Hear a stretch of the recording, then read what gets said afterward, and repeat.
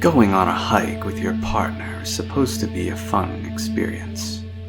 But when you step foot into Chesbrook, there is no telling what may happen. In this story, written by Rotsoil, we discover what happens when a walk in the forest leads the couple to the Chesbrook Treehouse.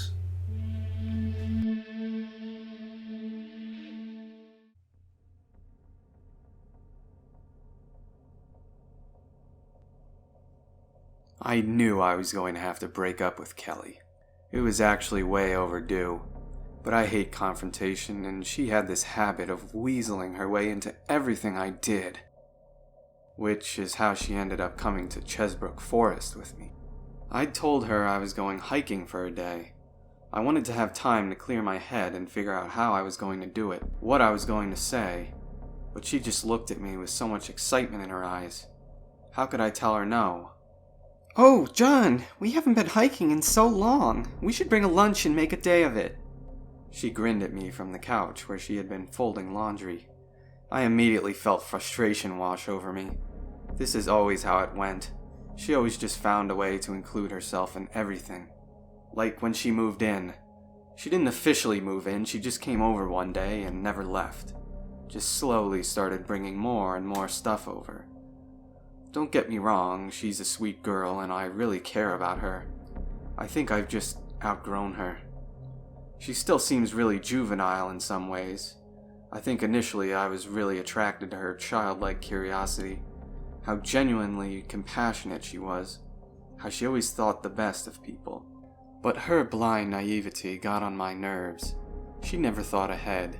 She always threw herself into things without thinking of the consequences. She was too trusting. Too willing to help people who would eventually screw her over. And who was left to pick up the pieces? Me. I wanted my life back. I was tired of listening to the same pop songs all day, watching musicals every weekend that Kelly always sang along to, even though she was horribly tone deaf. Tired of eating undercooked or overcooked meals. She insisted on cooking, but no matter what she did, it never came out right.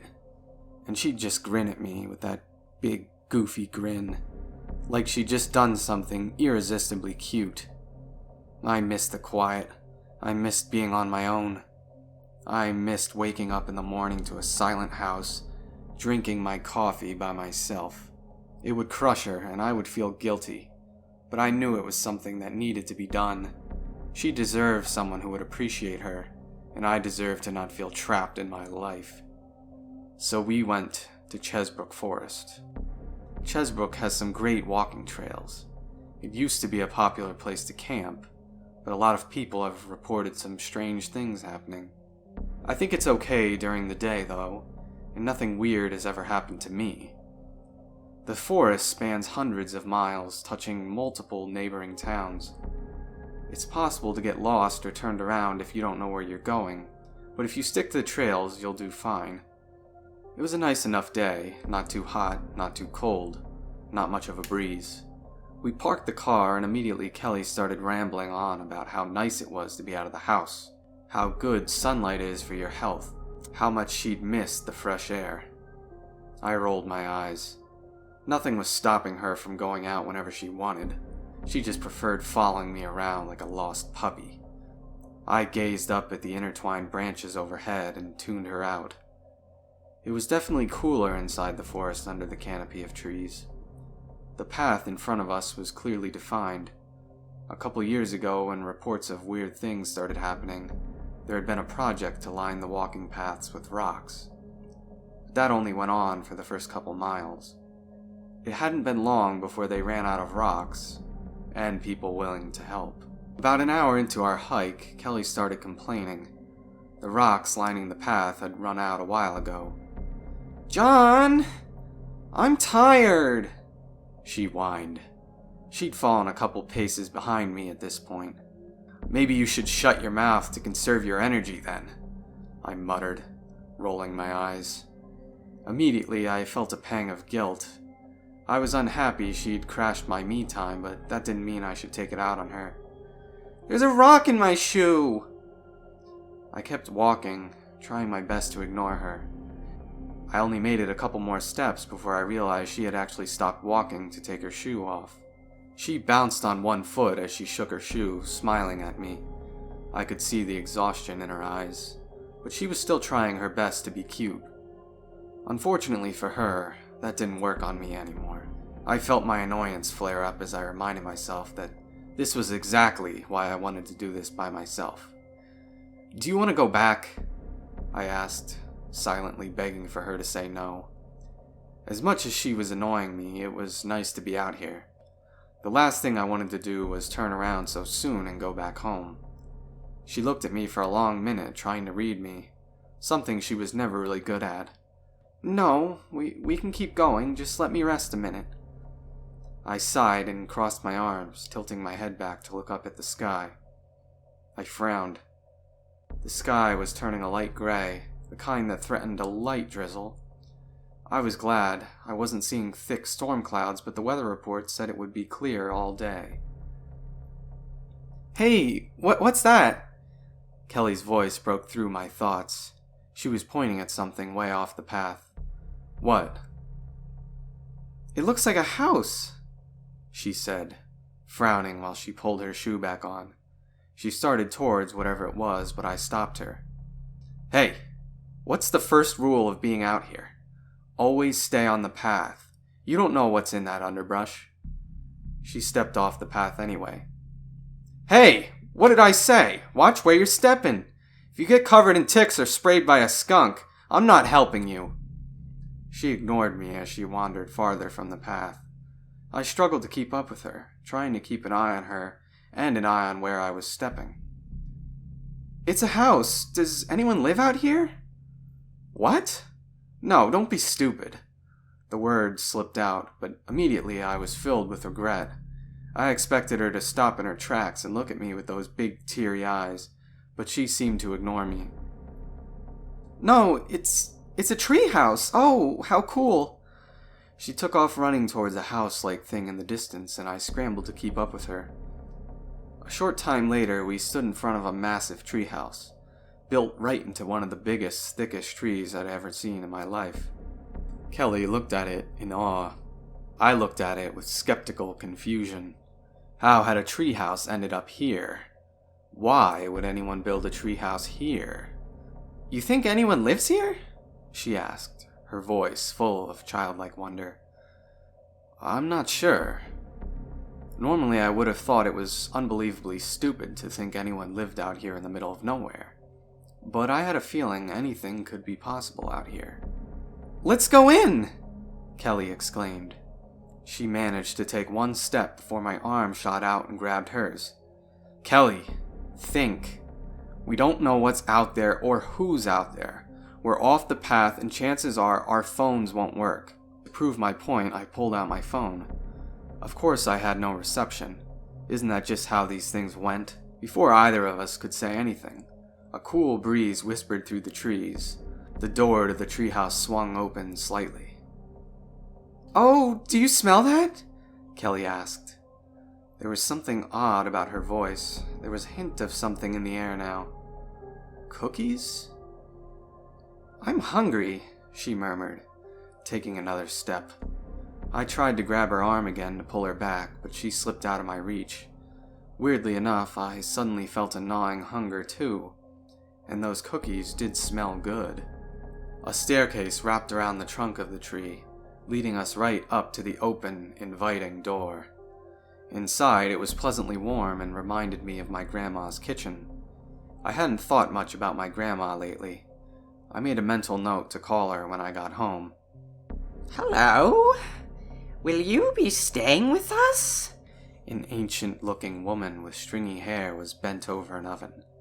When she turned around to face us, she looked worse than I could have imagined. Deep wrinkles were woven into her gray skin. She looked sickly, with her rough, worn, bark-like skin. She also looked a bit like a tree. "No," I said, just as Kelly said, "What?" "Here, have a cookie," the old lady said, sliding a plate of fresh baked chocolate chip cookies onto a counter near us. "Kelly!" I hissed, but it was too late. Kelly was already shoving cookies into her mouth. I have to admit, they did smell pretty inviting. So, will you be staying with us? I can have a room made up for you, the old lady said, smiling warmly at us. What? I asked. The old lady just turned and walked away, beckoning us to follow her. She led us out into a hall that branched off into numerous rooms. This is a magic treehouse, she said, winking at Kelly. It can add rooms to itself as needed. I was silent as I followed her.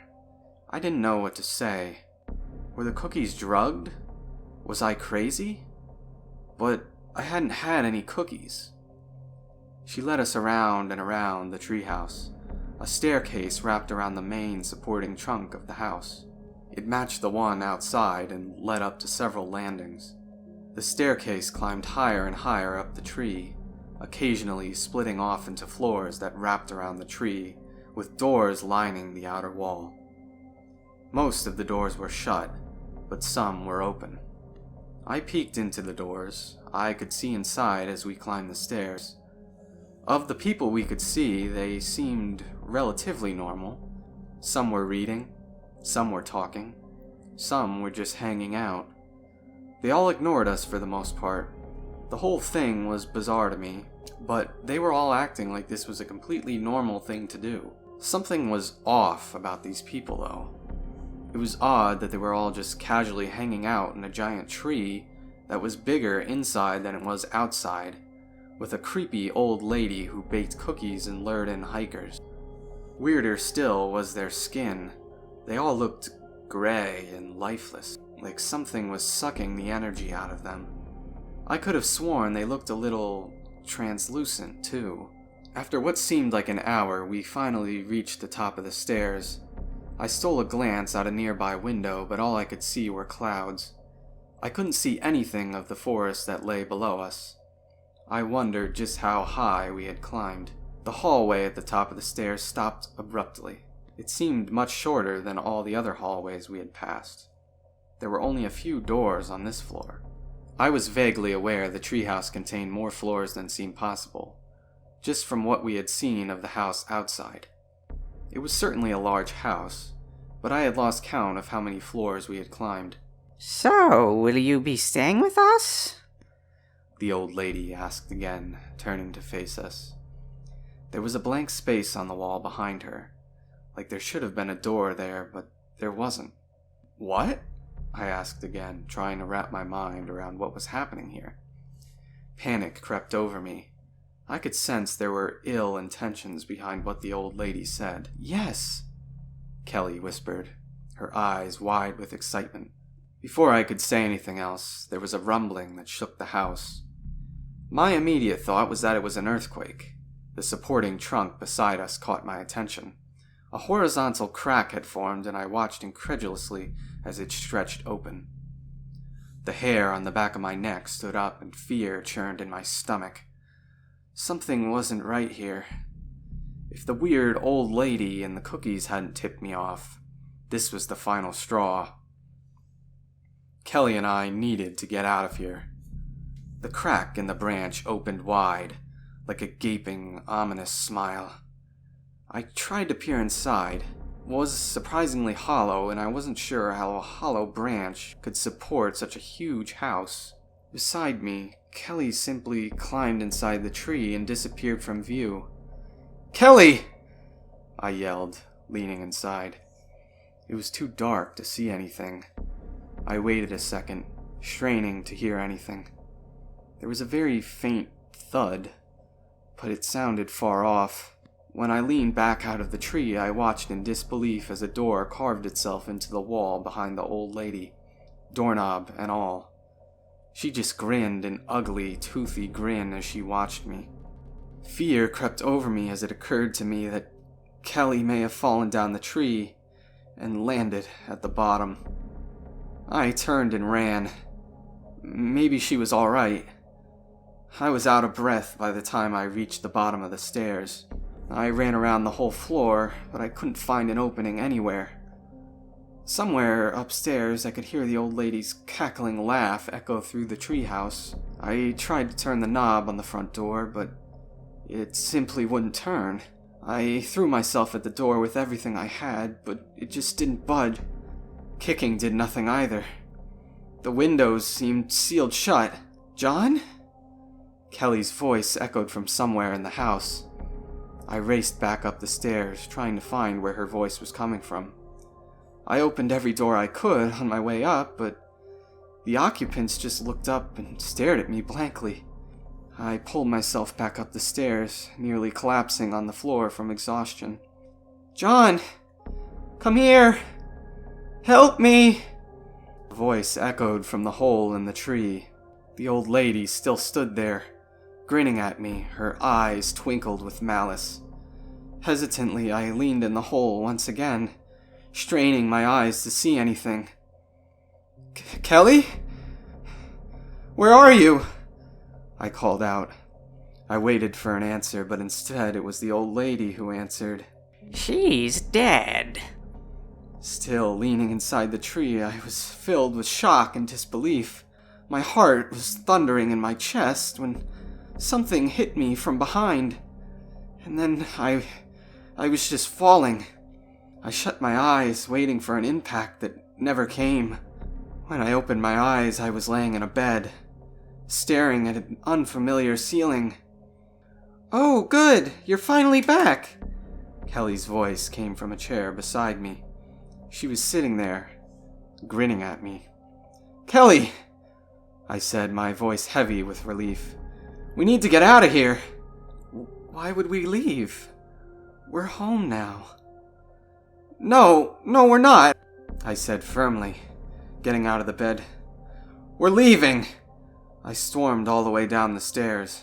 I grabbed the front door handle and yanked it back as hard as I could, but it didn't budge. I stood there, twisting the doorknob back and forth, but it didn't turn at all. The door was stuck behind me. I heard the old lady cackling in the kitchen as she baked another batch of cookies.